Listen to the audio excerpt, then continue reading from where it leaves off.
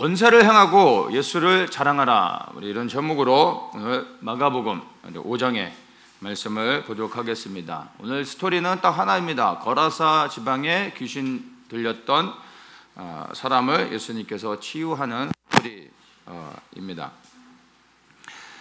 더러운 귀신이 들린 한 사람이 있었는데 이 사람은 어느 누구도 제어할 수 없을 만큼 아주 심각하게 귀신 들린 사람이었습니다. 어느 정도였냐면 이 쇠사슬에 묶여 있는데 그 쇠사슬도 끊어버린 정도의 괴력을 가진 사람이었던 겁니다. 인간의 어떤 그 몸으로 쇠사슬을 끊을 수 있었다라는 거는 이거는 이제 정상적인 인간의 어떤 능력이 아닌 거죠. 이 사람이 얼만큼 악한 귀신에게 사로잡혀 있었는지, 그리고 그를 역사가 일어나는지 알 수 있는 겁니다. 될 수 있으면 그냥 건들지 말고 그냥 두시는 게 좋을 것 같아요. 그래서 이를 군대 귀신 들렸다라고 말하고 있습니다. 자기 스스로가 우리는 군대다라고 말하고 있죠. 그래서 이 사람의 상태가 심각한지를 알 수가 있는 것입니다. 이 거라사 지방에 귀신 들린, 군대 귀신 들린 사람의 이야기를 대부분은 이제 한 영혼을 구원하시는 그러한 사건으로 봅니다. 그래서 귀신을 축사하는 축사 사역 이런 정도로 걸어서 귀신 들린 사람의 이야기를 생각합니다. 그리고 주님께서 이 귀신 들린, 군대 귀신 들린 이 한 사람을 구원하기 위해서 돼지 2,000마리나 희생하고 말을 하고 있습니다. 그래서 그만큼 예수님께서 돼지 2,000마리를 희생하시면서까지도 한 영혼을 구원하기 위해 그렇게 수고하셨다. 이렇게 보통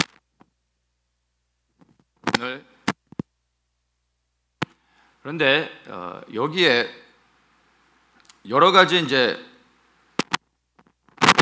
생깁니다.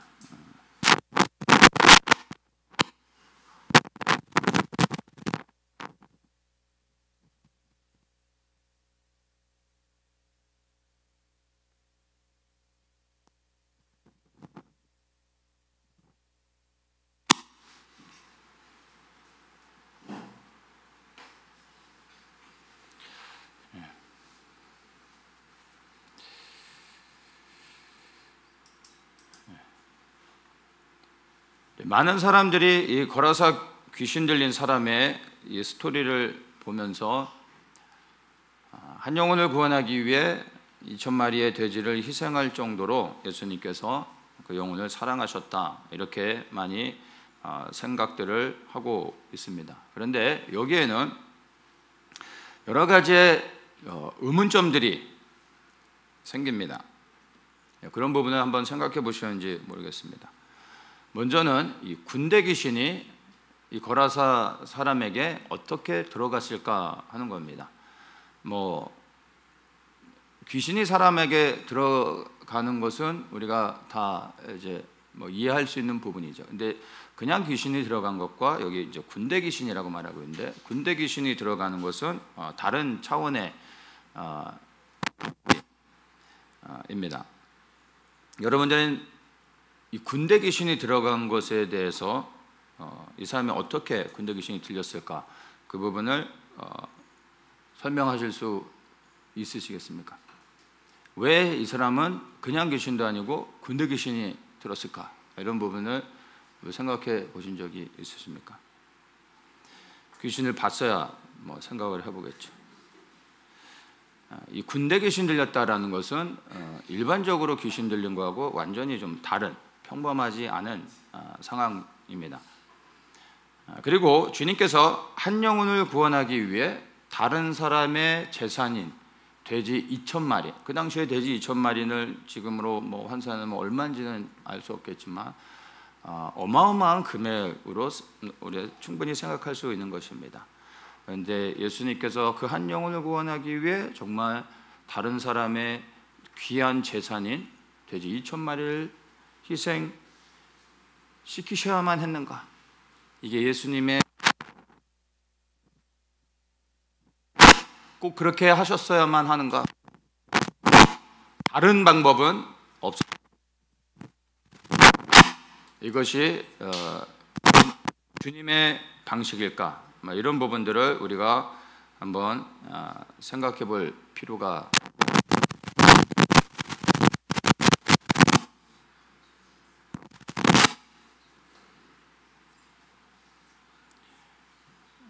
귀신 얘기를 하니까 귀신이 참 여러 가지로 불편한지 방해를 하네요.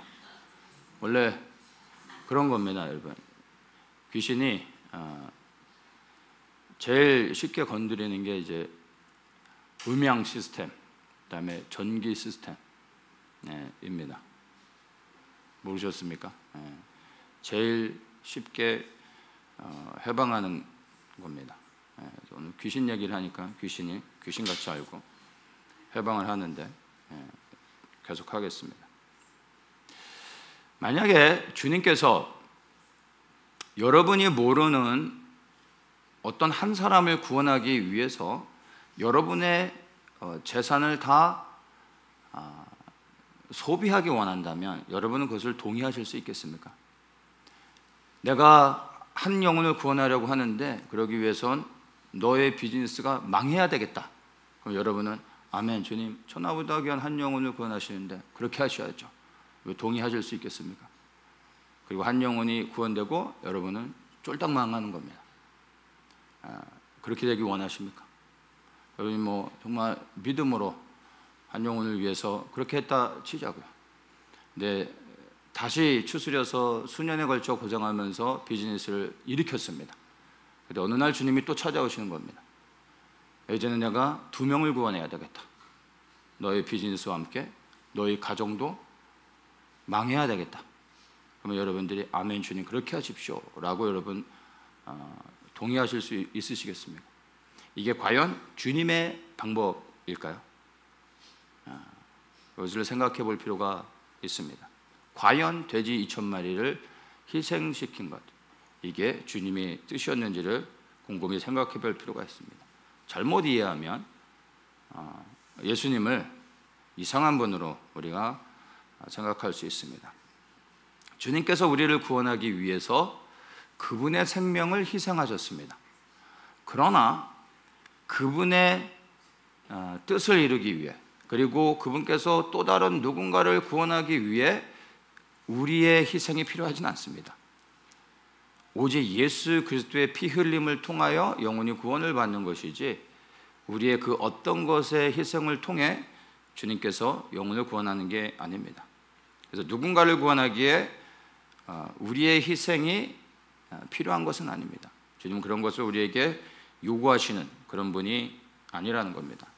그래서 예수님께서 권세를 어디에 사용하셨는지, 그리고 돼지 2,000마리의 진실이 무엇인지에 대해서 나누도록 하겠습니다.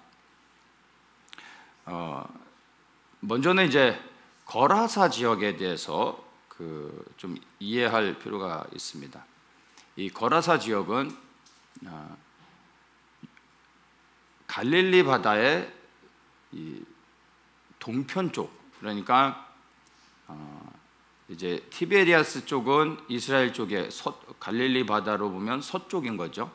예수님이 주로 사역했던 곳이 갈릴리의 북쪽, 그러니까 정확하게는 11시 방향 정도 되는 가버나움에서 주로 사역을 하셨고, 배를 타고 넘어가셨다고 할 때 항상 그 배를 타고 넘어간 지역이 갈릴리 바다의 동편, 그래서 요르단 쪽 방향입니다.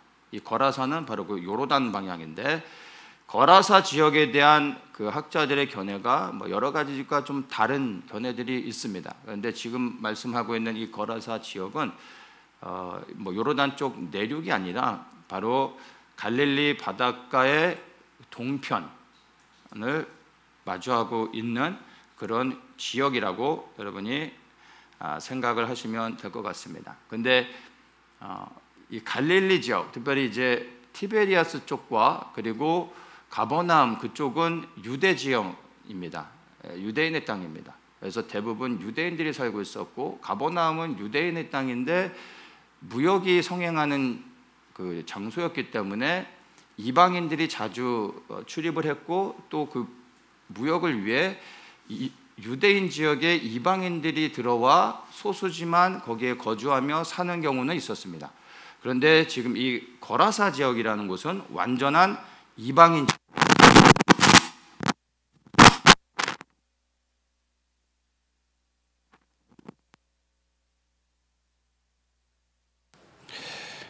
마이크를 바꾸겠습니다. 그래서 하우링은 좀 낮춰주세요. 이거.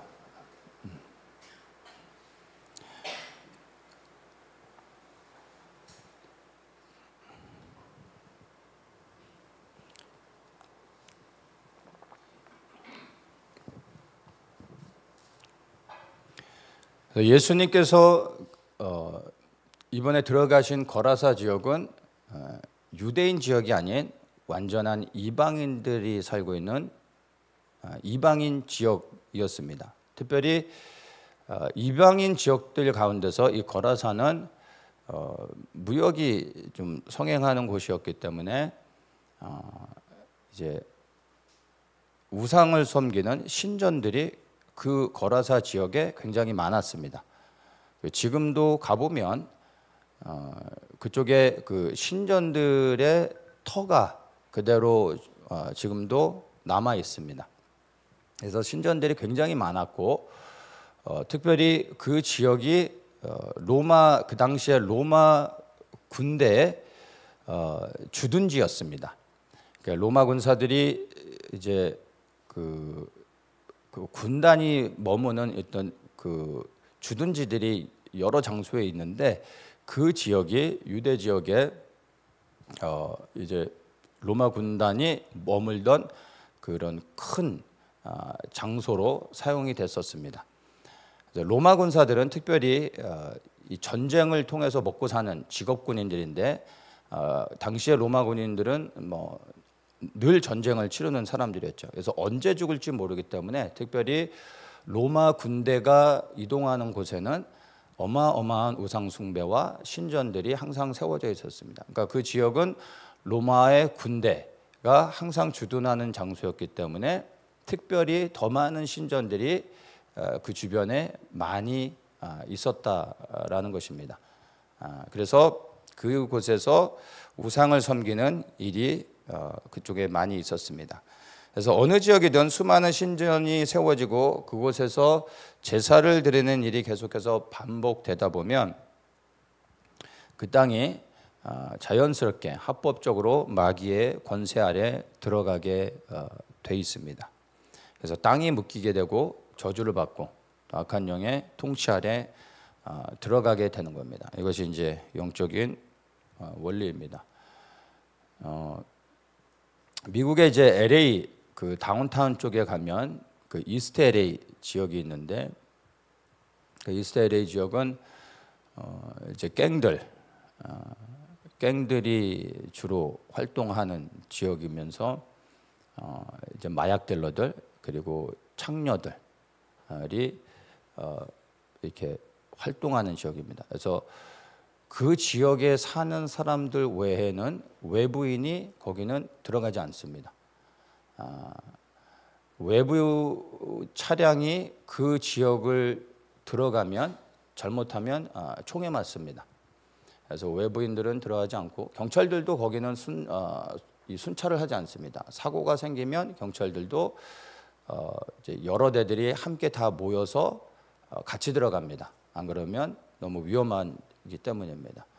그래서 완전히 거긴 사단에게 장악된 곳인데, 그 원인을 살펴보면 그 이스트 LA에 미국의 대표되는 이 낙태 단체들, 그 낙태 센터들이 거기에 다 있습니다. 그래서 플랜 페어런후드를 비롯해서 마이 초이스 메디컬 센터 뭐 이런 데들 다 낙태 센터입니다. 거기 가면 무료로 낙태를 합니다. 들어가면 바로 낙태를 해줍니다. 그리고 뭐 미성년자들이 가도 바로 낙태를 해줍니다. 그래서 무료로 낙태를 해주기 때문에 매일 수많은 이제 어린 아이들이 태어나기도 전에 죽습니다. 그러니까 살해를 당하는 거죠. 여러분 낙태는 이 인신 제사로 이해하시면 됩니다. 사탄에게 드려지는 인신 제사, 피해 제사입니다. 그래서 낙태가 행해지는 것. 그래서 어린 아이들이 태어나기도 전에 죽음을 당하면서 거기서 이제 절규들 그리고 피가 뿌려지는 이런 일들을 통해 그 땅이 저주를 받게 됩니다. 악한 영에 묶이게 되죠.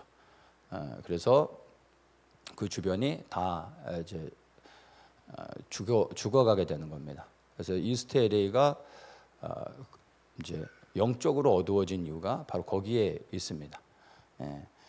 그래서 이와 동일하게 이 거라사 지역도 또 똑같은 영적 흐름으로 이해하시면 됩니다. 수많은 신들에게 제사를 드리면서 그 지역이 합법적으로 마귀에게 완전히 넘어간 겁니다. 그리고 그 군대 귀신 들린 사람을 통해서 마귀가 그 땅에 대한 자기의 영토임을 표시하는 겁니다. 동물의 세계에서도 사자가 어떤 지역을 장악하면은 영역 표시를 반드시 합니다. 그래서 여기는 내 땅이다라는 표시를 하고 다른 동물들, 특별히 다른 사자의 그룹들이 들어오지 못하도록 하는 거죠. 그런데 그렇게 표시를 했음에도 불구하고 그 땅에 들어오면 이제 전쟁이 일어나게 되는 겁니다.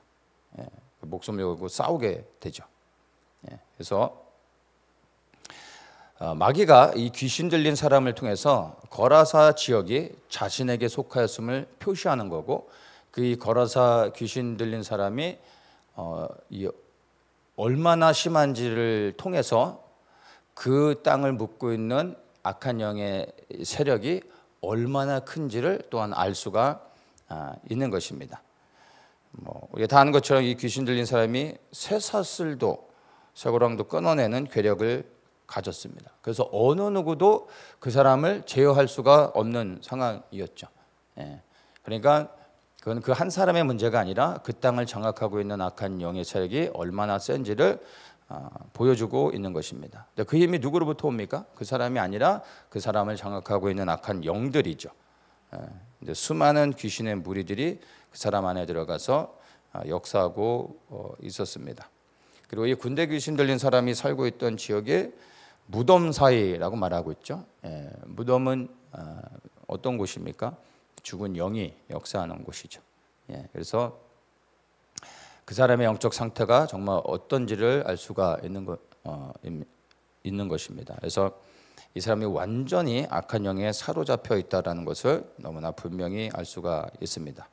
예수님께서 이 모든 사실들을 다 아시고 이 거라사 지역을 장악한 마귀의 권세를 깨트리기 위해서 일부러 그 지역에 들어가신 겁니다. 무엇을 위해서요? 마귀의 권세를 멸하시기 위해서. 요한일서 3장 8절에 이렇게 말하죠. 죄를 짓는 자는 마귀에게 속하나니 마귀는 처음부터 범죄함이니라. 하나님의 아들이 나타나신 것은 마귀의 일을 멸하려 하심이니라. 예수님께서 복음을 전파하시고 귀신을 쫓아내시고 그리고 가는 곳마다 이제 이 말씀을 선포했던 그 핵심적인 것들 가운데 항상 주목해야 되는 것이 바로 마귀의 권세를 멸하는 사역입니다. 그래서 귀신을 쫓아내는 것을 단순히 축사로만 보면 안 되고 그것은 바로 마귀의 일을 멸하는 예수 그리스도의 아주 중요한 사역이라고 생각하면 됩니다. 마귀의 권세를 멸하는 만큼 그 지역이 회복되어지죠. 그 누구에게 돌아갑니까? 그 지역이 바로 예수 그리스도의 권세 아래 들어가게 되는 겁니다. 이렇게 하면서 하나님의 나라가 이루어지게 되는 것입니다. 그래서 예수님은 이 마귀의 일을 멸하러 오셨고 초림의 사역 가운데 귀신을 쫓아내고 그리고 그 땅을 묶고 있는 어둠의 권세들을 깨뜨리시면서 마귀의 일을 멸하시는 실제적인 사역들을 하셨고, 그 사역들을 통하여 우리가 어떻게 예수의 이름으로 이 땅 가운데서 사명을 감당해야 되는지를 우리에게 본을 보이며 보여주셨던 것입니다. 그래서 그 사역들은 예수님만이 하시는 것이 아니라 예수 그리스도를 따르는 우리 모든 사람들이 이 땅 가운데서 여전히 계속해서 해야 될 그러한 사역이라는 것 또한 우리가 생각해야 됩니다. 그래서 예수님께서 거라사 지방에 군대 귀신 들린 사람을 구원하신 것은 단순히 한 영혼을 구원하신 사건이 아니라 지역을 묶고 있는 마귀의 권세를 깨뜨리신 사건이고, 더 나아가 이 땅에 마귀의 일을 멸하시는 예수님의 사역을 보여주시는 것입니다. 그리고 이것은 궁극적으로 이 세상의 임금인 마귀를 멸하시고 하나님의 나라를 회복하실 것을 우리에게 보여주시는 예표이기도 합니다. 이제 말씀을 좀 더 한 절씩 보면서 살펴보도록 하겠습니다. 6절과 7절을 읽습니다. 그가 멀리서 예수를 보고 달려와 절하며 큰 소리로 부르짖어 가로되 지극히 높으신 하나님의 아들 예수여, 나와 당신과 무슨 상관이 있나이까. 지극히 높으신 하나님의 아들 예수여. 귀신이 귀신같이 알고 예수님께 나와 예수님이 어떤 분인지를 정확하게 고백하고 있습니다. 근데 놀라운 것은 이렇게 예수님을 어떤 분인지 정확히 알고 고백하지만 그러나 예수님을 경배하고 그분을 섬기지는 않는다라는 것입니다. 왜 그럴까요? 마귀에게 속하였기 때문입니다. 마귀에게 속한 자는 예수 그리스도를 인정할 수는 있어도 예수 그리스도를 섬기지는 않습니다. 그런 사람들 보신 적 있습니까? 예수님 너무 좋으신 분이야. 그래서 예수님 믿으라고 진심으로 하는 얘기예요. 근데 나는 불교가 좋아. 이런 거죠. 예수님이 진리라고 말하면서 나는 그냥 여기 있겠다고 하는 거죠. 이해되십니까? 영적으로 묶여 있기 때문에 그러는 겁니다. 인정할 건 인정합니다. 그러나 예수님을 섬기지는 않는 거죠. 마귀에게 묶여 있는 사람들에게 나타나는 특징입니다. 세상에 있는 사람들에게 복음을 전해도 대부분의 사람들이 복음을 받아들이지 않습니다. 왠지 압니까? 우리가 전하는 복음이 부족해서가 아닙니다. 복음을 잘 전하지 못했기 때문이 아닙니다. 마귀에게 묶여 있기 때문입니다. 마귀에게 속한 사람은 복음을 받아들일 수가 없는 겁니다. 착한 사람, 많이 배운 사람, 그리고 욕심이 없는 사람, 좋은 사람이어도요, 마귀에게 속하면 예수님을 절대 믿지 않습니다. 그래서 혹시 내가 복음을 전했는데도 누군가가 예수님을 받아들이지 않을 때, 내가 아직 복음을 더 연구해야 되는가, 뭐 이런 거를 고민하시면 안 됩니다. 내가 아무리 잘 전해도 여러분 마귀에게 묶여 있는 사람은 그 복음을 받아들이지 않습니다. 그래서 그런 사람에게 제일 먼저 중요한 건 복음을 전하는 일이 아니라 그 사람을 위해 기도하는 겁니다. 기도를 통해 그 사람을 묶고 있는 견고한 진이 깨져야 됩니다. 그 다음에 복음을 전할 때 그 영이 복음을 받아들이고 구원을 얻을 수 있는 것입니다. 그래서 그 영을 대적하고 깨트릴 수 있는 길은 다른 게 없습니다. 기도밖에 없습니다. 그래서 기도하는 일이 그만큼 중요한 것입니다. 자, 그러면서 이 군대 귀신이 이야기하죠. 나와 당신과 무슨 상관이 있나이까? 원컨대 하나님 앞에 맹세하고 나를 괴롭게 마옵소서. 이렇게 이야기하는데 똑같은 이 말씀이 마태복음 8장에도 나옵니다. 근데 마태복음 8장 29절에서는 이렇게 군대 귀신이 이렇게 말을 합니다. 저희가 소리질러 가로되 하나님의 아들이여 우리와 당신과 무슨 상관이 있나이까? 여기까지는 뭐 비슷하죠. 그러면서 이렇게 말합니다. 때가 이르기 전에 우리를 괴롭게 하려고 여기 오셨나이까? 마태복음에서는 때가 이르기 전에 우리를 괴롭게 하려고 오셨습니까? 이렇게 말합니다. 때가 이르기 전, 때라는 시간에 대한 것을 언급합니다. 때가 이르기 전에 이 말의 의미는요, 아직은 우리가 심판을 받을 때가 되지 않았는데 왜 벌써 오셨습니까? 이런 의미입니다. 이 말의 의미는 무엇입니까? 이 군대 귀신은 알고 있는 겁니다. 자기의 때가 있다라는 것이. 영원토록 이 땅에서 살아갈 수 있는 게 아니라 예수님께서 다시 오시게 되면 그게 그들의 마지막이고 그리스도의 심판을 받아 영원한 불못에 들어가게 된다라는 것을 이 귀신은 알고 있습니다. 예, 바로 그것을 언급하는 것입니다. 그래서 아직은 우리의 때가 되지 않았는데 왜 벌써 오셨습니까? 왜 우리를 힘들게 하십니까? 아직은 때가 아니니까 돌아가십시오. 이런 얘기인 것입니다. 여러분, 악한 영들은요, 영이기 때문에 자기의 때가 얼마 남았는지 알고 있습니다. 사람만 모릅니다. 이 땅에 살아가고 있는 우리만 모르는 겁니다. 영원할 것 같고 평생 이렇게 살다가 가면 되는 걸로 생각합니다. 그래서 이 악한 영들이 하는 게 뭐냐면 우리를 속이는 겁니다. 자신들과 같이 때를 분별하지 못하도록, 때를 알지 못하도록, 우리의 인생이 여기서 행복하게 살다가 그냥 끝나면 그냥 되는 것으로 영원에 대한 것을 생각하지 못하도록 합니다. 그래서 세상의 것에 관심을 갖게 합니다. 세상을 사랑하게 하고 세상의 일들 가운데 분주하게 하고 모든 것을 이 땅의 것을 바라보고 땅의 것에 만족하며 영원한 것을 바라보지 못하도록 합니다. 이게 사단이 우리를 속이는 방법입니다. 그래서 우리에게 세상에 성공을 주는 경우가 많습니다. 세상의 성공 가운데 행복하고 그래서 영원한 것을 이 땅에서 누리는 행복이 있을 때 많은 사람들은 영혼을 놓쳐버립니다. 왜냐하면 지금 너무나 행복하기 때문에. 그래서 사실 세상의 행복, 번영, 축복 이런 것들은 물론 예수님이 주시기도 하지만 사탄도 줍니다. 왜요? 영혼을 보지 못하도록 하기 위해, 때를 알지 못하게 하기 위해 우리를 속이는 겁니다. 네.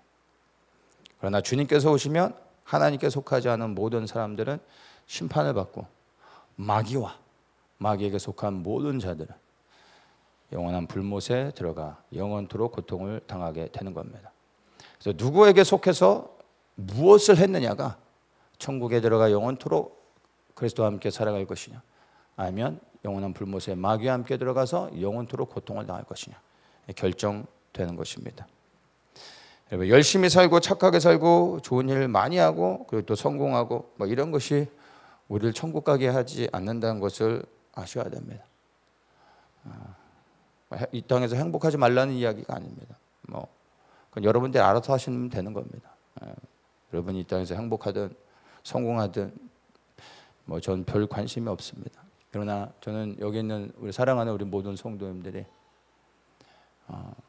영원한 하나님의 나라에 들어가서 영원토록 주님과 함께 하나님을 섬기는 그런 축복된 영생을 얻기를 소망합니다. 오직 예수님의 말씀에 순종하여 그분의 뜻을 행하며 끝까지 믿음을 지키고 살아간 자들만이 하나님 나라에 들어가게 된다는 것입니다. 오직 하나님 나라와 그분의 영광을 위해서 생명 들여 살아간 자들만이 하나님 나라에 들어가는 겁니다. 우리가 그렇게 바라는 천국에 들어가게 되는 것입니다. 그것을 잊지 마십시오. 그 천국에 들어가기 위해 준비하는 시간은 우리의 육신을 입고 있는 이때밖에 없다라는 겁니다. 죽은 다음에 하는 게 아닙니다. 내일부터가 아닙니다. 우리에게 내일은 없지 않습니까? 이번에 폭우로 갑작스럽게 사망한 사람들도 얼마나 많이 있습니까? 그런 일이 우리에게 일어나지 않는다라는 보장은 없지 않습니까? 우리는 늘 준비되어야 됩니다. 우리에게 생명을 주시고 지금 내가 살아있고 움직일 수 있고 주님을 위해 섬길 수 있다면 지금 주님을 섬겨야 되는 겁니다. 그분의 일을 위해 수고하고 땀 흘려야 됩니다. 이 땅에서 내가 수고하고 섬긴 그 열매를 가지고 주님 앞에 서고 그것으로 주님이 판단하시는 겁니다. 그래서 우리가 살아가는 동안에 언제까지 살아갈지 모르지 않습니까? 그리스도의 재림을 우리가 소망하고 있지만 주님 오시기 전에 먼저 우리가 주님 앞에 설 수 있다는 겁니다. 그건 아무도 모르는 거지 않습니까? 늘 마음에 새겨야 됩니다. 때를 분별하며 언제든지 주님이 나를 부르실 수 있다면 주님 앞에 설 수 있는 준비가 되어야 하는 것입니다. 그래서 지금 나는 지금 현재 누구에게 속해 있는지를 여러분 늘 점검하셔야 됩니다. 나의 주인이 나인가? 아니면 예수 그리스도인가? 내가 바라보고 소망하고 행하고 있는 일들이 땅의 열매들인가? 하늘의 열매들인가? 보셔야 됩니다. 날마다 그것들을 점검하시고 주님 앞에 올바로 서시기를 축복합니다. 8절입니다. 이에 예수께서 이미 저에게 이르시기를 더러운 귀신아 그 사람에게서 나오라. 예수님이 귀신을 향하여 정확하게 명령하시죠. 귀신아 나오라 명령하십니다. 예수님께서 좀 나오면 안 되겠니? 라고 하지 않으셨습니다. 하나님 이 귀신이 나가게 도와주세요 라고 기도하지도 않으셨습니다. 귀신을 향하여 정확하게 이 더러운 귀신아 나가라. 그 사람에게서 나가라. 정확하게 명령하십니다. 우리 이것을 통해서 우리가 배워야 하는 것이요. 바로 귀신을 향하여 명령해야 하는 것입니다. 예수 그리스도의 이름의 권세를 가지고 어미노의 이름으로 이게 아니라 예수 그리스도의 이름으로 명하노니 떠나갈지어다. 정확하게 명령해야 됩니다. 그 대상을 향한 이름을 부르고 그리고 명령하는 겁니다. 그래서 악한 영을 향하여 예수의 이름으로 담대하게 선포할 때 귀신이 떠나간다는 겁니다. 그리고 내가 믿음의 확신을 가지고 내 믿음의 상태에 따라 그 역사하는 능력은 다른 겁니다. 무조건 예수의 이름으로 명령한다고 나가는 건 또 아닙니다. 그 선포하는 자와 예수 그리스도의 관계가 얼마나 친밀한지에 따라 그리고 이것을 어떻게 얼마만큼 담대한 믿음으로 선포하느냐에 따라 달라집니다.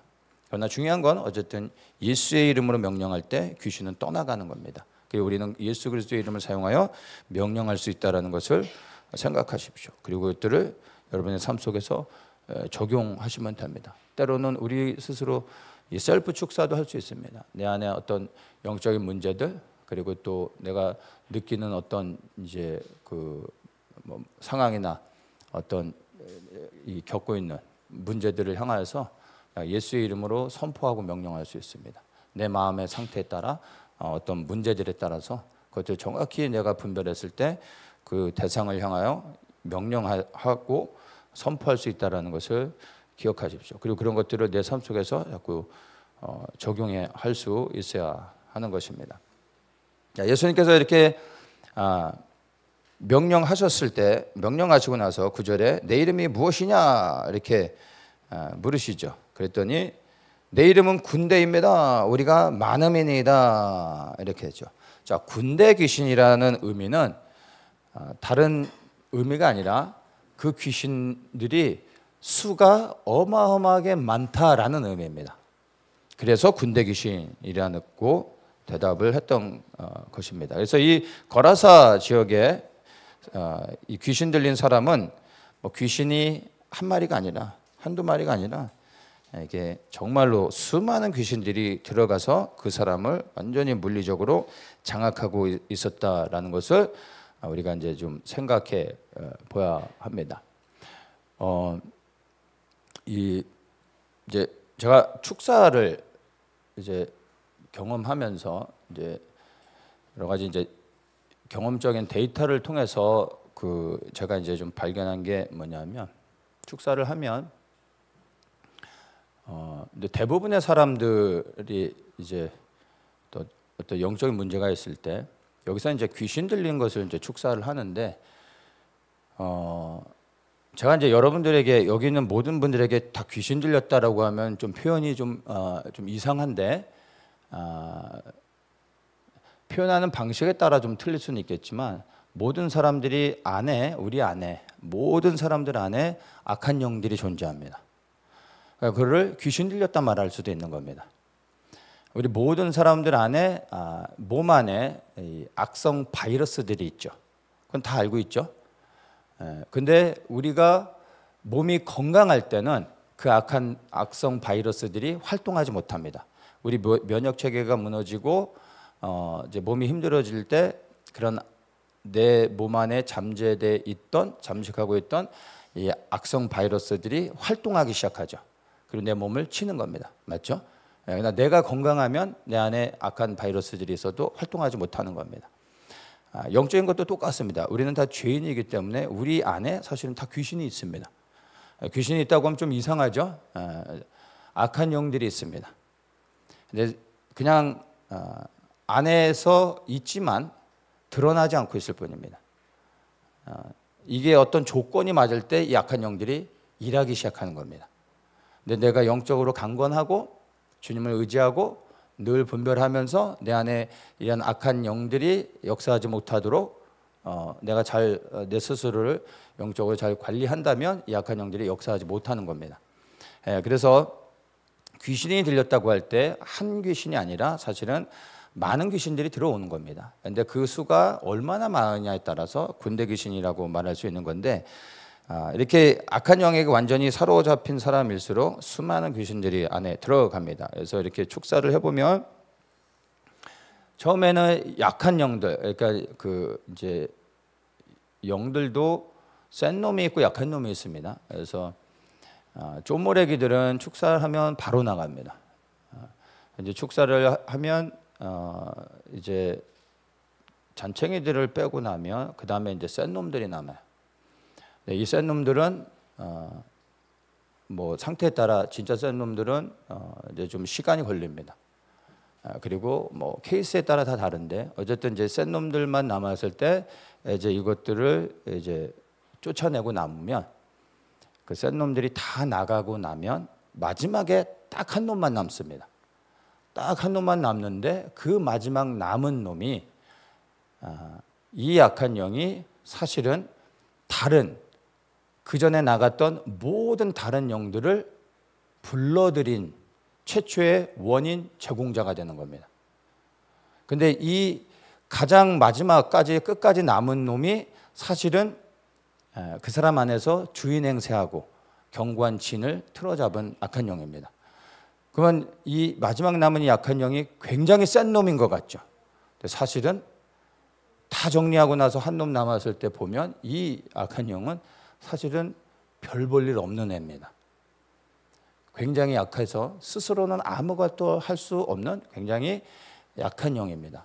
예를 들어서 이렇게 미움, 원망, 어떤 충격, 공포, 증오, 용서 못함, 그리고 두려움, 주로 이런 영들입니다. 미움이라는 건 우리에게 아무것도 못합니다. 미움의 영은 우리 안에 들어와도 스스로 할 수 있는 건 아무것도 못합니다. 우리를 장악할 수 없습니다. 우리에게 해를 끼치지 못합니다. 근데 이러한 영들이 우리 안에 자리를 잡고 자라기 시작하죠. 자라기 시작하면 이 영이 다른 영들을 불러들입니다. 어떤 영들을 불러들이냐면 모든 영을 불러들일 수 있습니다. 미움이 시작되어져서 미움을 통해 들어오는 영들은 상황에 따라 틀려요. 모든 악한 영들이 다 들어올 수 있게 됩니다. 그래서 그 사람 안에 들어온 수많은 영들 가운데 굉장히 악하고 강한 영들이 있습니다. 그럼 그 영들이 그 사람을 장악할 때 그 사람 안에 현상이 나타나는 겁니다. 그래서 미움이 시작됐는데 미움을 통해서 음란의 영이 들어왔어요. 강한 음란의 영이 들어왔어요. 그럼 그 사람이 불륜을 저지르는 겁니다.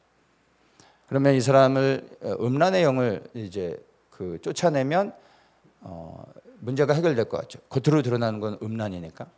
근데 그렇지 않습니다. 쫓아낼 수는 있습니다. 그러나 반드시 다시 돌아옵니다. 왜냐하면 그 사람 안에 근본적인 문제를 일으킨 영은 미움이었거든요. 이 미움의 영이 처리되지 않으면 또다시 들어옵니다. 합법적으로 들어올 수 있습니다. 그래서 축사를 해도 다시 들어옵니다. 축사 자체도 어렵지만 그렇게 해도 다시 들어오게 됩니다. 근본적으로 그 사람 안에 처음에 들어간 원인을 찾아야 돼요. 그 영을 찾아 그 영을 제거하면 음란을 쫓아내지 않아도, 그래서 사람의 처음 들어와서 역사했던 그 영을 해결하면 다른 모든 영들은 다 떠납니다. 왜냐하면 법적으로 그 사람 안에 머물 수 있는 근거가 사라지게 되는 겁니다. 그래서 최초의 이 영적인 문제를 발견하는 게 굉장히 중요합니다. 근데 말을 제가 이렇게 해서 그렇지, 그게 뭐 돋보기 본다고 해서 보이는 것도 아니고, 네? 이게 어려운 거죠. 영으로 분별해야 되니까. 그래서 이거는 어렵습니다. 영적으로 이런 것들을 분별하고 보는 게. 그래서 예수님을 의지하면서 기도해야 됩니다. 영의 세계는 알면 알수록 굉장히 복잡합니다. 그리고 기도해야 됩니다. 자, 그래서 우리가 알아야 될 게, 어떤 사람 안에 어떤 강한 악한 영의 역사가 일어난다고 해서 눈에 보여지는 현상을 가지고 그 사람의 문제가 이거다라고 말할 수는 없는 겁니다. 근본적인 것들을 찾아서 분별하고 그것들을 처리해야 되는 겁니다. 그래서 잠언 4장 23절에 보면, 무릇 지킬 만한 것보다 더욱 내 마음을 지키라, 생명의 근원이 이에서 남이니라. 이렇게, 우리 이 말씀 너무나 잘 알지 않습니까? 왜 마음을 지켜야 됩니까? 우리의 마음이 영적인 전쟁터입니다. 미움이라는 이 별 볼 일 없는, 아무것도 할 수 없는 이 미움이 우리 안에 들어와서 뿌리를 내리고 자라기 시작하면 나중에는 핸들할 수 없는 상황이 되는 겁니다. 그래서 늘 마음의 생각을 지키는 게 중요합니다. 우리 안에 조그마한 미움이 들어왔을 때 이게 자라지 못하도록 처음부터 뽑아버려야 되는 겁니다. 그렇지 않으면 나중에 이것이 우리가 핸들할 수 없는 상황으로 커지게 되는 겁니다. 그래서 작은 것이라고 무시하면 안 되고요, 그냥 두면 안 됩니다. 계속해서 잘라버려야 됩니다. 그게 가장 쉬운 방법이고 가장 지혜로운 방법입니다. 많은 사람들이 이것들을 하지를 못합니다. 그래서 악한 영에 사로잡힌 사람들을 제가 이제 경험적으로 이렇게 볼 때 대부분 세 가지의 문제에 걸려 있습니다. 이건 제 개인적으로 제가 이제 세 가지의 카테고리로 제가 좀 이렇게 분류를 좀 해봤습니다. 첫째는 용서하지 못하는 것, 두 번째는 회개하지 않는 것, 그리고 세 번째는 충격을 받는 겁니다. 첫 번째, 용서하지 못하는 거는요, 생각보다 제가 이렇게 축사들을 좀 하고 경험을 통해서 보면 현대 크리스천들, 현대인의 문제인 것 같아요. 생각보다 많은 사람들이 이 용서의 문제로 걸려서 그거보다 더 큰 귀신에 들리기도 하고 병에 걸리기도 하고, 그리고 가정이 무너지기도 하고요, 관계가 깨지기도 하고 재산을 잃기도 하고요. 그러니까 이 용서하지 못하는 문제로 인해서 발생하는 어떤 일들은 어마어마하게 많습니다. 근데 그 문제들을 다 거슬러 올라가 보면 별거 아닌 조그만 뭐 어마어마한 문제로 인해 용서 못하는 그런 것도 아니라 뭐 그렇게 큰 문제도 아닌데, 용서하지 못하는 그 마음으로 인하여 시작되어져서 그 안에 쓴뿌리들이 자리를 잡고, 그리고 그 사람 안에 또 다른 영들이 들어와서 그 사람을 무너뜨립니다. 그래서 생각보다 용서하지 못하는 사람들이 너무나 많습니다. 특히 이제 용서하지 못할 때 일반적으로 가장 흔하게 겪는 일이 뭐냐면, 자기 스스로가 질병에 걸리는 겁니다. 암에 걸리거나. 뭐 암에 걸린 모든 사람들이 용서하지 못하는 문제는 아니겠지만, 그러나 내가 용서하지 못할 때 악한 영들이 들어와서 가장 흔하게 하는 일이 몸을 치는 겁니다. 병에 걸리게 하고, 그리고 가정이 무너지게 하고, 보통 그렇게 많이 합니다. 그래서 여러분, 누군가를 용서하지 못하는 건 주님 앞에서 섰을 때 나도 용서받지 못하게 될 수 있습니다. 그래서 용서한다는 건 너무나 중요합니다. 사실 이 용서는 나를 위해서 하는 게 맞습니다. 그 사람을 위해서가 아니라, 사실은 영적으로 보면 용서는요, 나를 위한 겁니다. 용서하지 않으면 내가 죽을 수 있습니다. 내가 심판받을 수 있습니다. 그리고 이 땅에서 용서하지 못하고 살아가다 보면 내가 죽게 됩니다. 그래서 이 용서하는 부분을 여러분 늘 고민해 보셔야 됩니다. 여러분의 누군가를 아직도 용서하지 못하고 가슴 한 곳에 어디에 품고 있다면 이것으로 인해 지금 큰 문제가 없다 할지라도 어느 날 어떤 조건이 딱 맞춰지는 순간 여러분 안에 문제들이 일어날 수 있다는 걸 기억하셔야 됩니다. 이 용서하지 못한 걸 생각해 보시고 항상 여러분 용서도 내가 하려고 해서 되는 게 아니죠. 주님의 은혜가 부어져야 하는 겁니다. 또 기도하셔야 됩니다. 이걸 잘 기억하셔야 되고 두 번째 회개하지 않는 부분. 많은 사람들이 회개해야 된다는 걸 알면서도 사실은 일상 가운데서 그냥 회개하지 않는 사람들이 많습니다. 조그마한 죄를 졌는데 그것을 죄로 여기지 않고 그냥 무심코 넘어가는 경우가 많습니다. 누군가 다투고 했는데 탁 뒤로 돌아서서 저 사람 죽어버렸으면 좋겠어 혼잣말로 하는 거죠. 그런데 이걸 죄로 여기지 않는 사람들이 있다는 겁니다. 이 엄청난 죄입니다. 내가 인식하지 못하는 가운데 내가 나도 모르게 짓는 죄들이 있습니다. 내가 이런 죄를 지은 것으로 인하여 지옥에 가진 않습니다. 그러나 이런 죄들이 쌓이고 쌓이다 보면 나중에 내가 주님 앞에 심판을 받아 불못에 던져지는 죄를 짓게 되는 겁니다. 나중에 내가 핸들할 수 없게 됩니다. 그래서 회개도 사실 우리가 해서 되는 게 아니죠. 주의 은혜가 부어졌을 때 죄를 볼 수 있게 되죠. 깨닫게 하시고 그 죄로 인하여 통곡하게 우시게 해야 올 수 있는 것입니다. 그렇지 않습니까? 제가 술을 언제 끊었냐면 저는 담배는 고등학교 졸업하고 끊었습니다. 남들은 고등학교 졸업하면서 피는데 고등학교 졸업하면서 끊었습니다. 좀 억울했죠. 저는 담배를 늘 골목길에서 어두운 곳에서만 폈습니다. 더 떳떳하게 이제 길거리에서 필 수 있을 때 저는 담배를 끊었습니다. 어쨌든 담배는 일찍 끊었는데 저 술은 근데 이제 복학하고 이제 이렇게 대낮에 이제 술집에 가서 친구하고 생맥주를 마시는데 너무 무서웠어요. 그냥 술집에 아무도 없었고 대낮이니까 뭐 사람이 있겠어요. 친구하고 둘이 술을 마시는데 너무 두려운 거야. 막 맥주를 마시면서도 막 벌벌벌 떨면서 마셨어요. 왜 무서운지 모르겠어요. 너무 무섭더라고요. 그리고 끊었습니다. 주님이 두려움을 주셨던 거겠죠. 그렇죠? 그래서 그 이후로 너무 무서워서 술을 끊었습니다. 이렇게 주님이 깨닫게 하시고 두려움을 주시고 은혜를 주시는 거죠. 회개도 여러분 내가 뭐 거룩해서 내가 주님을 회개합니다 이게 아니라 주님의 은혜가 부어져야 죄를 죄로 여기는 겁니다. 그래서 내가 죄를 죄로 여기지 않고 살다가 주의 은혜가 부어졌을 때 이게 죄라는 걸 깨닫는 순간 그거로 인하여 통곡하는 겁니다. 근데 그 죄가 큰 것도 아닌데도 불구하고 모두 다른 사람들은 넘어갈 수 있는 것인데도 불구하고 다른 사람들에게 그냥 통용될 수 있는 것임에도 불구하고 주님이 그걸 죄라고 여기시며 내게 지적하실 때 내 안에 내 영이 통곡하며 웁니다. 두려워합니다. 그리고 회개가 터지는 거죠. 그래서 이 회개의 역사가 일어날 수 있어야 됩니다. 우리 일상 가운데. 우리가 감옥에 갈 만큼 큰 죄를 짓지 않지 않습니까? 근데 그런 게 아닙니다. 죄로 여기지 않았던 것들을 거룩하신 성령이 내 안에 임하실 때 그분의 이 거룩함의 기준으로 우리 안에서 말씀하시고 우리에게 요구하시기 시작합니다. 그런 일이 일어나야 됩니다. 그리고 내가 두려워 떨며 회개하기 시작하는 겁니다. 그 회개의 영도 구하셔야 됩니다. 일상의 삶 가운데서 계속해서 우리가 크고 작은 것들을 회개할 수 있도록 주님의 은혜를 구해야 됩니다. 그리고 생각나는 것들 즉시 회개하는 겁니다.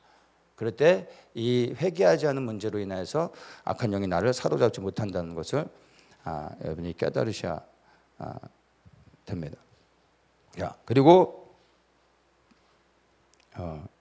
세 번째, 충격을 받는 것.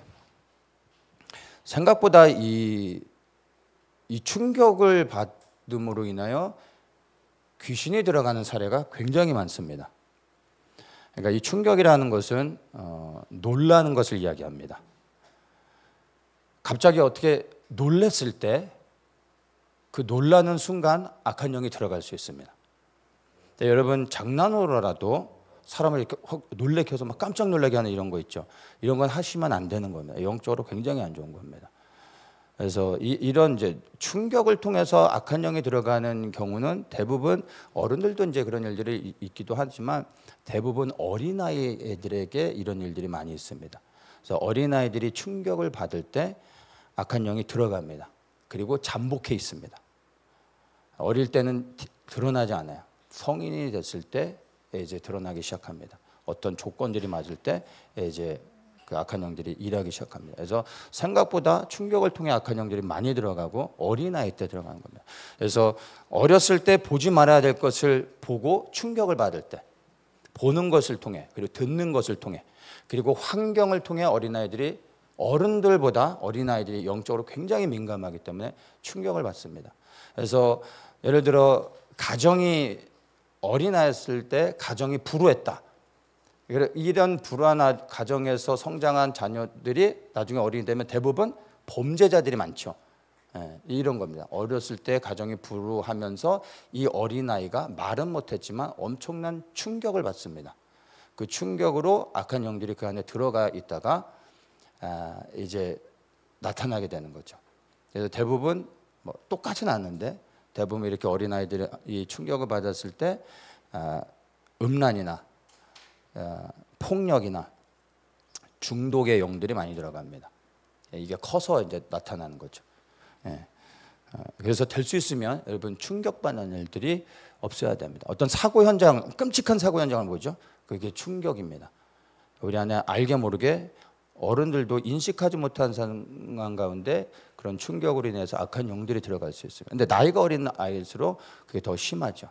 근데 그런 것들을 보게 되면 그리스도의 보혈의 피를 씻어야 됩니다. 그래서 이제 호러 영화 같은 거, 공포 영화 이런 거는 그 영적으로 굉장히 안 좋습니다. 사실 이건 영화를 가장해서 악한 영을 초청하는 겁니다. 그래서 호러 영화 같은 거는 정말 안 좋은 겁니다. 여러분 그런 거는 안 보시는 게 좋습니다. 그런 거 보면서 알게 모르게 내 영이 충격을 받게 됩니다. 액션 영화는 괜찮습니다. 액션 영화는 저는 이제 기도하고 보시면 됩니다. 그래서 액션 영화도 등급이 있어서 좀 잔인한 것도 있지만 뭐 기도하고 보시면 되고 또 이런 좀 그런 잔인한 장면 요즘은 잔인한 장면도 좀 많이 나오잖아요. 그러면 보면서 예수 보혈 피로 그 장면을 씻으면 됩니다. 보셔도 됩니다. 근데 그게 힘드신 분은 안 보시면 됩니다.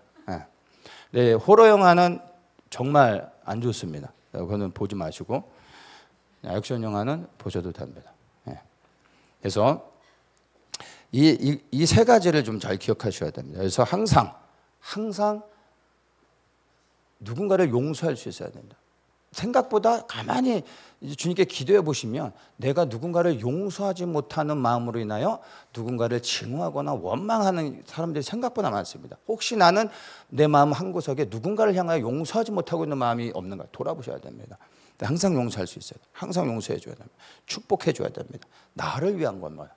그렇지 않으면 내가 악한 영에 사로잡힙니다. 늘 회개하는 거죠. 그리고 보혈의 피로 덮어야 됩니다. 이 보혈의 피로 덮는 이유는 이 보혈의 피를 적용하는 게 되게 중요한데 예수님의 보혈의 피를 내가 적용해서 그 보혈의 피를 나를 덮을 때 예수 그리스도의 보혈의 피가 덮여지는 순간 내 안에 숨어 있던 악한 영들이 드러납니다. 그리고 내 안에 있던 더러운 것들이 씻겨집니다. 예수 보혈의 피는 여러분 어떤 부적 같은 게 아닙니다. 진짜 그리스도의 보혈의 피는 우리의 죄를 사할 뿐만 아니라 또한 우리가 매 순간 더럽혀지는데 우리의 이 더러운 것들을 씻어낼 수 있는 능력입니다. 이 보혈의 피가 덮여질 때 우리도 모르고 있었던 우리 안에 숨어있던 악한 영들이 또한 드러나는 겁니다. 그래서 그리스도의 보혈의 피를 날마다 내게 적용하는 겁니다. 머리부터 발끝까지 예수 그리스도의 보혈의 피를 내게 덮는 겁니다. 제가 축사 같은 거 할 거나 이제 좀 안수기도 좀 해야 될 때 예수 보혈의 피로 먼저 그 사람의 머리부터 발끝까지 세포 하나하나마다 그리스도의 보혈의 피를 적용합니다. 그 이유가 그런 데 있는 겁니다. 그냥 주문이 아니라. 그래서 보혈의 피를 여러분 적용해야 됩니다. 근데 이것을 적용할 때 내가 얼만큼 예수 그리스도를 정말 의지하느냐, 피에 있지 않고 예수 그리스도에게 있는 거잖아요. 내가 예수 그리스도를 의지할 때 그리스도에 흘리신 보혈의 피가 능력이 있다는 것을 믿게 되는 거죠. 이걸 주문처럼 외우면 아무 능력이 없는 겁니다.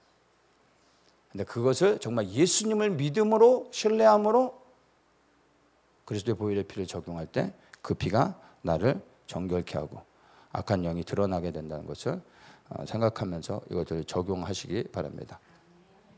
10절입니다. 자기를 이 지방에서 내보내지 마시기를 간절히 구하더니 마침 거기 돼지의 큰 떼가 산 곁에서 먹고 있는지라 이에 간과하여 가로되 우리를 돼지에게 보내소서 들어가게 하소서 허락하신데 더러운 귀신이 나와서 돼지에게로 들어가니 거의 2,000마리 되는 떼가 바다를 향하여 배탈로 내리더라 바다에 몰사하거늘.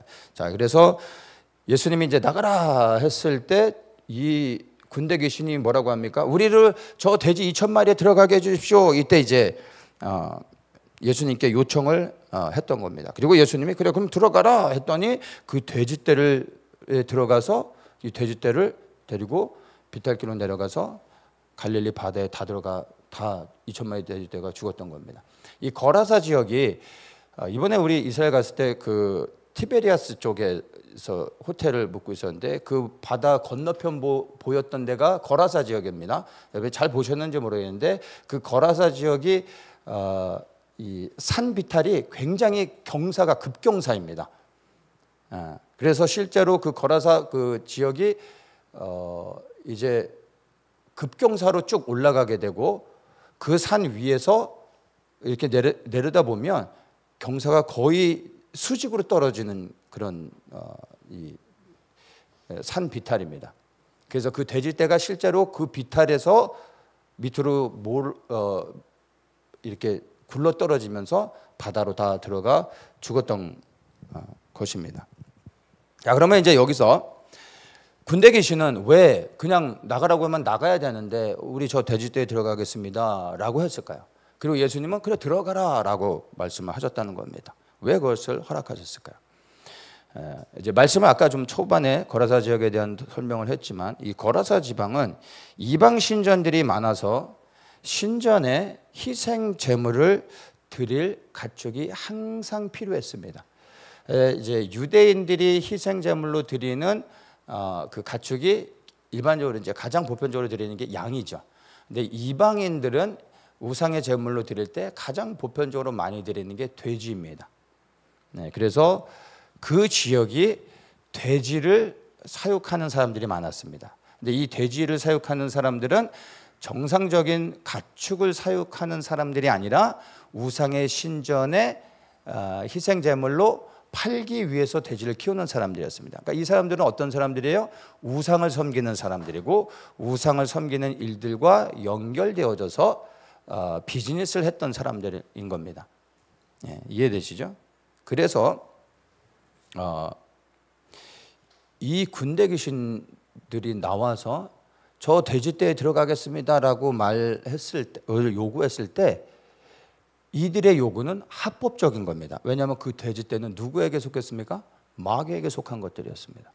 그래서 마귀가 귀신들이 거기에 들어가겠다고 하는 건 자기의 소유이기 때문에 합법적인 겁니다. 그래서 예수님이 허락해 주셨던 겁니다. 한 영혼을 구원하기 위해 2,000마리의 돼지를 희생하셨던 게 아니라 이게 마귀에게 속해 있기 때문에 마귀에게 이것들을 허락해 주시고 마귀를 멸하시는 일이었던 것입니다. 네. 그래서 2,000마리의 돼지떼가 다 이 군대 귀신들과 함께 바다에 들어가 몰사하고 그 악한 영들의 권세가 그 지역에서 떠나가게 된 것입니다. 예. 14절부터 보겠습니다. 치던 자들이 도망하여 읍내와 촌에 고하니 사람들이 그 어떻게 된 것을 보러 와서 예수께 이르러 그 귀신을 들렸던 자 곧 군대 집혔던 자가 옷을 입고 정신이 온전하여 앉은 것을 보고 두려워하더라. 이에 귀신 들렸던 자의 당한 것과 돼지의 일을 본 자들이 저희에게 고하매 저희가 예수께 그 지경에서 떠나기를 간구하더라. 자, 이제 이 말씀을 여러분 잘 보십시오. 예수님께서 그 지역을 장악하고 있었던 군대 귀신을 쫓아줬습니다. 그 지역에 살고 있던 사람들도 이 거라사에 이 군대 귀신 들렸던 사람이 어마어마한 괴력을 행하며 이렇게 그 마을을 앞에 있었으니 그 사람들 얼마나 늘 두려웠겠습니까? 귀신을 쫓아줬잖아요. 근데 사람들의 반응이 뭡니까? 예수님을 두려워합니다. 그리고 예수님한테 가서 예수님 이제 좀 저희 동네에서 떠나주십시오. 예수님 뭐 떠나라는 거야. 귀신을 쫓아줬으면 잔치를 벌이고 예수님을 환영하고 예수님께 막 영광을 돌리고 축하해야 되는 거 아닙니까? 근데 이 사람들은 예수님 보고 떠나라는 겁니다. 싫어하는 거예요. 왜일까요? 이유는 너무 간단하죠. 자기네 비즈니스가 쫄딱 망했지 않습니까? 이 사람들은 어떤 사람들이야? 마귀에 속한 자들, 우상을 섬기는 자들. 예수님께서 마귀의 권세를 그곳에서 멸했더니 자기의 비즈니스가 손해를 보게 됐잖아요. 예수님이 싫은 거예요. 귀신을 쫓아준 게 재수없는 일이 됐던 거예요. 예수님이 빨리 나가셔야 자기네가 비즈니스도 하고 다른 신을 섬길 수 있는 거죠. 이해되십니까? 마귀에게 속한 자들이었습니다. 예수님이 선을 행하여 주셨는데 이들은 예수님 보고 떠나라는 겁니다. 여러분, 세상에 속한 사람들은 예수님이 선을 행하실 때 싫어합니다. 거부합니다. 너무 당연한 거죠. 영적으로 반응할 수밖에 없습니다. 예수님께서 정말 거라사 지역에 악한 영이 묶였던 사람을 구원해 주시고 선한 일을 하셨는데도 불구하고 예수님도 쫓겨났습니다. 여러분, 우리가 예수님이 명하신 일을 하면요 회방을 받습니다. 세상은 싫어합니다. 아십니까? 예수님도 선한 일을 행하고 쫓겨나셨는데 예수님을 따르는 우리가 선한 일을 행할 때, 그리스도의 일을 행할 때 세상에서 환영받았겠습니까? 미움을 받죠. 예수님은 하나님의 말씀에 순종하여 선을 행하시다가 죽음까지 당하셨습니다. 그러면 우리는 그리스도를 따르는 자들로서 그리스도의 뜻을 순종하여 그리스도의 뜻을 행하다가 이 땅에서 어떻게 되겠습니까? 예수님은 핍박을 받으시고 돌아가셨는데 그리스도를 따르는 사람들이 예수님을 섬겼다는 이유로 이 땅 가운데서 영광을 받으려고 하면 되겠습니까? 많은 사람들이 주님을 섬기면 부유함과 장수와 이런 것들을 기대합니다. 우리가 살아가는 마지막 시대는 특별히 여러분 그리스도를 섬기는 것으로 인하여 고난과 핍박이 우리를 기다리고 있지 번영과 축복이 기다리고 있지는 않습니다. 우리가 기대해야 될 번영과 축복은 이 땅에 대한 것이 아니라 주님 앞에 섰을 때, 육신을 벗고 주님 앞에 섰을 때 우리에게 주실 영원한 생명인 겁니다. 그래서 여러분 그리스도를 이 땅에서 충성스럽게 섬기게 되면 정말 이제 세상은 우리를 미워하는 것이 아니라 우리를 핍박하며 우리를 죽이려 할 겁니다. 이거를 여러분 영으로 깨달으셔야 되고 그리고 이것을 받아들이고 준비해야 됩니다. 무엇을요? 이 땅에서 우리의 육신이 고난을 받는 것에 대하여 우리가 피할 것이 아니라 그것을 받아들이고 우리의 육신의 생명은 취할 수 있으나 그러나 우리의 영은 건드릴 수 없는 세상의 그 어떠한 권세에 굴복하는 것이 아니라 우리의 영을 받아주셔서 부활의 생명으로 영원한 하나님 나라에 우리를 들어가게 해주실 그리스도를 신뢰하며 이 땅 가운데서 끝까지 변함없이 예수 그리스도를 생명들여 섬기는 일 가운데 헌신해야 된다는 것입니다. 이것이 준비되어져 있어야 이 마지막 시대에 주님께서 우리에게 명하신 그 일들을 우리가 끝까지 감당할 수 있다는 것을 여러분들이 기억하셔야 되는 것입니다. 그리고 이것이 정말 우리에게 흔들림 없는 부르심의 사명으로 이어져서 담대히 복음의 그 우리에게 주신 역할을 감당하는 자가 되길 주님의 이름으로 축복합니다. 18절에서 20절 마지막으로 읽겠습니다. 예수께서 배에 오르실 때 귀신을 들렸던 사람이 함께 있기를 간구하였으나 허락지 아니하시고 저에게 이르시되 집으로 돌아가 너 주께서 내게 어떻게 큰 일을 행하사 너를 불쌍히 여기신 것을 내 친족에게 구하라 하신대. 그가 가서 예수께서 자기에게 어떻게 큰일 행하신 것을 대가볼리에 전파하니 모든 사람이 기히 여기더라. 자, 축사를 받은 사람은 얼마나 기뻤겠어요. 스스로는 절대 헤어날 수 없고 정말 지옥 같은 삶을 살다가 주님이 그를 자유케 해주셨습니다. 그냥 얼마나 그 사람은 기뻤겠습니까? 주님을 따라가고 싶었던 겁니다. 주님이 그것을 허락하지 않으시고 그 거라사 지방에 남아 예수님께서 행하신 그 일을 전파하게 하셨습니다. 예. 여러분, 우리도 이 거라사 군대 귀신 들린 사람과 같이 우리도 그렇게 구원을 받은 자들입니다. 이해되십니까? 그와 동일한 구원의 은혜를 이미 받은 사람들입니다. 이것은 내가 그 구원의 은혜를 깨달으면 깨달을 만큼 감동이 있는 거고, 그리고 그 기쁨과 감사로 인하여 그리스도를 자랑할 수 있는 겁니다. 내가 받은 구원이 별로 크지 않다라고 생각하는 사람은 그리스도의 선하신 일들을 자랑할 게 별로 없는 겁니다. 그러나 주님께서 행하신 나를 향한 그 구원의 역사가 얼마나 큰지 깨닫고 깨닫는 사람일수록 그리스도를 더욱더 자랑할 수 있는 것입니다. 여러분이 받은 이 구원의 은혜가 얼마나 큰지를 아십니까? 그리고 우리가 단순히 예수님을 믿음으로 인하여 구원받았을 뿐만 아니라 우리가 예수를 믿고 지금까지 살아오는 가운데 주님께서 우리에게 수많은 얼마나 많은 구원의 역사들을 계속해서 우리 삶 가운데 일하시며 우리를 지키셨는지 그것을 경험하면 경험할수록 그리스도를 향하여 담대히 그리스도가 내게 행하신 그 큰 일들을 자랑할 수 있는 것입니다. 그래서 여러분,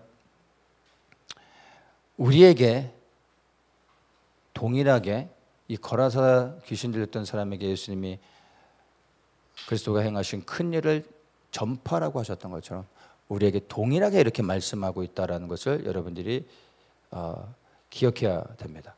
우리에게 무엇을 명하십니까?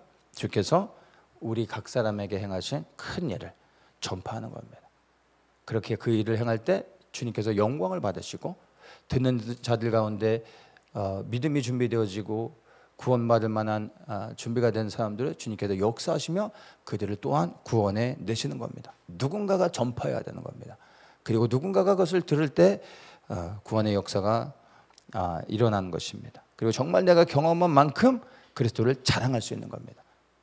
깨달은 만큼이 아니라 내가 경험한 만큼 나의 실제가 되신 예수 그리스도를 전할 수 있는 것입니다. 그렇게 전할 수 있는 자들이 되길 주님의 이름으로 축복합니다. 예수님께 속한 자로서 예수 그리스도의 권세를 가지고 정말 묶인 자들을 자유케 하고 사단의 경관진들을 파고 그리고 이 땅에 하나님의 나라가 임하게 해야 되는 것입니다. 마태복음 12장 28절에 이렇게 말합니다. 그러나 내가 하나님의 성령을 힘입어 귀신을 쫓아내는 것이며 하나님의 나라가 이미 너희에게 임하였느니라. 여러분, 이 하나님의 나라가 어떻게 임하는지를 우리에게 너무나 분명하게 보여주고 있습니다. 어떻게 해요? 귀신이 떠나갈 때 하나님의 나라가 그 자리에 임하는 겁니다. 여러분, 한 영혼이 예수 그리스도를 믿어 구원을 받을 때 사단의 권세에서 하나님께로 돌아오는 겁니다. 이게 하나님의 나라가 임하는 것입니다. 귀신이 떠나가는 것이요, 단순히 축사가 아니라 그 사람에게 하나님의 나라가 임하는 겁니다. 그 지역을 장악하고 있는 견고한 진들을 쫓아내서 견고한 진들을 파할 때 그 지역에 하나님의 나라가 임하는 것입니다. 그 지역에 하나님의 나라의 통치가 이루어지는 것입니다. 이렇게 하나님의 나라가 이 땅에 임한다는 것을 기억하십시오. 이게 정말 주님이 우리에게 원하시는 것이고 그분이 기뻐하시는 것입니다. 예수 이름의 권세를 사용하여 하나님의 나라가 여러분 이 땅에 이루어지게 일하십시오. 그리고 그 일을 행한 후에 오직 예수 그리스도만 자랑하십시오. 하나님의 영광을 받으실 겁니다. 기도하겠습니다. 참 좋으신 주님 감사합니다. 그리스도께서 행하신 권세를 통하여 이제 우리가 이 땅 가운데서 어떻게 믿음으로 선포하며 살아야 될지 다시 한번 다짐하게 됩니다.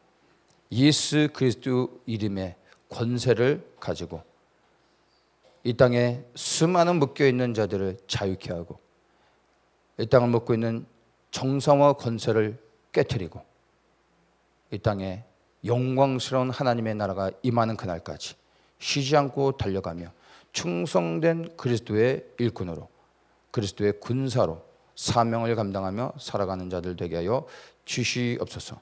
오직 우리의 수고와 헌신을 통하여 다시 오실 예수 그리스도만 영광과 찬송을 받아 주시옵소서. 감사하며 예수님의 이름으로 기도드리옵나이다.